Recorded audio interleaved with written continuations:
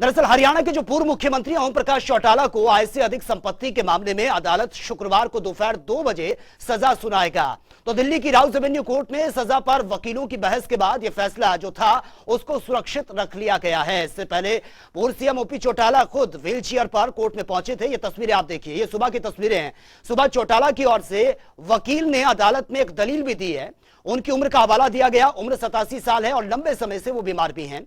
उनके पास 60% दिव्यांगता का बकायदा सर्टिफिकेट उनके पास है, लेकिन अब वे 90% दिव्यांग हो चुके हैं।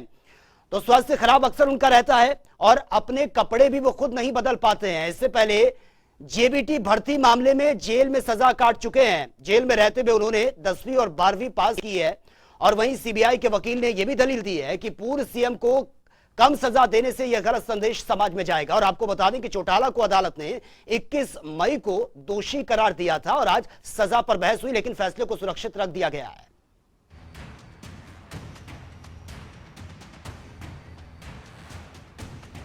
और स्पर्श हमारे साथ लाइव बने हुए। स्पर्श, देखिए आज सबकी नजरें टिकी थी कि जो खबरें यही थी कि आज सजा पर बहस होगी और उसके बाद ही चीजें क्लियर हो पाएंगी, लेकिन आज बहस हुई लेकिन फैसले को सुरक्षित रख दिया गया है। लेकिन तमाम तरीके की जो दलीलें दी गई है, क्या आपको लगता है कि वाकई अब इन दलीलों का कोई इंपैक्ट पड़ता नजर आएगा? क्योंकि सीबीआई का साफ कहना है कि गलत संदेश जाएगा अगर किसी पर भी दया धर्म दिखाई जाती है। हम अगर बात करते हैं ओम प्रकाश चौटाला की, तो मुश्किलें ओम प्रकाश चौटाला की बढ़ती हुई नजर आ सकती हैं। जिस तरीके से उनके वकील से भी हमने जब खास बातचीत की तो कई दलीलें ऐसी थी जिनको सीधे तौर पर कहें कि क्लीन बोल्ड करने का काम जो है सीबीआई के वकील ने किया। जिस तरीके से उन्होंने कहा कि उम्र जो है चूंकि अब ओम प्रकाश चौटाला की ज्यादा हो गई है, तो सीबीआई के वकील ने ये कहा कि जब ये मामला शुरू हुआ था 1996 में, तब ओम प्रकाश चौटाला इतनी उम्र के नहीं थे और तब जो है इस अपराध को कंसीडर किया जाना चाहिए। दूसरी तरफ जिस तरीके से ये कहा गया कि इस तरीके के दूसरे मामले भी जो है निकलकर सामने आए और उसमें भी जो है कम सजा जो है होती हुई नजर आई है, तो इस पर सीबीआई के वकील ने कहा कि जो दूसरे लोग इस तरीके के मामलों में आरोपी थे वो अपने परिवार के ऊपर जो है, यानी उनके ऊपर जो परिवार है वो पूरी तरीके से डिपेंडेंट था, लेकिन ओम प्रकाश चौटाला के जो बेटे हैं वो पूरी तरीके से जो है खुद सक्षम है और उनके ऊपर जो है कोई डिपेंडेंट नहीं है। और इसके साथ साथ अगर हम बात करते हैं कि जिस तरीके से कहा जा रहा था कि जेबीटी भर्ती घोटाले मामले में चूंकि ओम प्रकाश चौटाला 10 साल की सजा काट चुके हैं और लगभग 1.5-2 साल ऐसी थी जहां उन्होंने जमानत नहीं ली थी, तो इसमें कोर्ट ने जरूर कहा कि हम ये कंसीडर कर सकते हैं कि 1.5-2 साल जो जमानत ओम प्रकाश चौटाला की तरफ से नहीं ली गई थी उसको क्या रीएम्बर्स जो है इस पूरे मामले पर किया जा सकता है। तो ऐसे में आज पूरी तरीके से दांवपेच जो है, चाहे ओम प्रकाश चौटाला के वकील की बात की जाए या फिर सीबीआई के वकील की बात की जाए, उनकी तरफ से जो है कोर्ट रूम में रखे गए थे और फिलहाल जो है इस मामले पर जो है फैसला सुरक्षित रख लिया गया और कल दोपहर 2 बजे जज जो है आएंगे और सीधे फैसला जो है सुनाते हुए नजर आएंगे। और उसके ऊपर कहीं ना कहीं अब डिपेंड करेगा कि ओम प्रकाश चौटाला के लिए आगे आने वाली राह किस तरीके से है और इनेलो का भविष्य किस तरीके से देखने को मिलेगा। बिल्कुल स्पष्ट। लेकिन सुबह की तस्वीरें हम देखें कि व्हील चेयर से ओपी चौटाला यहां पर पहुंचे थे, उनके स्वास्थ्य का हवाला दिया गया और यह भी कहा गया कि पहले तो 60% उनका जो फिजिकल फिटनेस है वो 60% बिल्कुल बुरी तरीके से डैमेज हो चुकी, लेकिन अब 90% का बार बार जिक्र किया जा रहा है। क्या आपको लगता है कि जो दलीलें दी गई हैं, अब क्या लंबे ट्रायल की जो दलील है उस पर चर्चा हो सकती है, यह मामला लंबा खींच सकता है, या वाकई कल जो सजा है वो फैसला आ सकता है सजा को लेकर?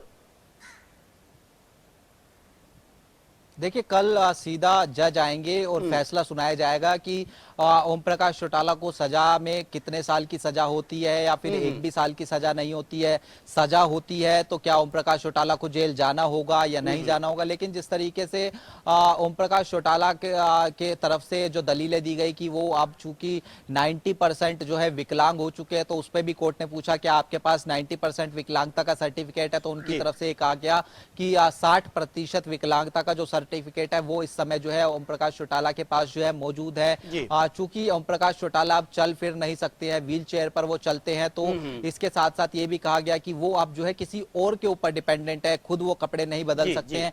तो ये सब चीजें क्या जो जज है वो कंसीडर करते हुए नजर आएंगे या नहीं आएंगे, या फिर जिस तरीके से सीबीआई के वकील कह रहे थे कि बड़े नेता है ओम प्रकाश चौटाला, अगर उनको किसी तरीके की छूट दी जाएगी तो समाज में जो गलत असर है वो कहीं ना कहीं जो है पड़ता हुआ नजर आएगा। लेकिन आपको लगता है कि ये स्ट्रॉन्ग पॉइंट हो सकता है? ये सब चीजें जी स्पष्ट आपको लगता है ये स्ट्रांग पॉइंट हो सकता है, क्योंकि 90% देखिए फिजिकल आप- डिसेबल का जो बार बार जिक्र किया गया है कि वो दूसरे पर डिपेंड है, यानी कि अगर उनको सजा हो भी जाती है तो किसी भी ऐसे फिजिकल डिसेबल पर्सन को डायरेक्ट तो आप जेल में नहीं डाल सकते कि भैया आप वो दूसरों पर डिपेंड है, लेकिन आपको उसको सजा देकर आप उसको जेल में डाल दें।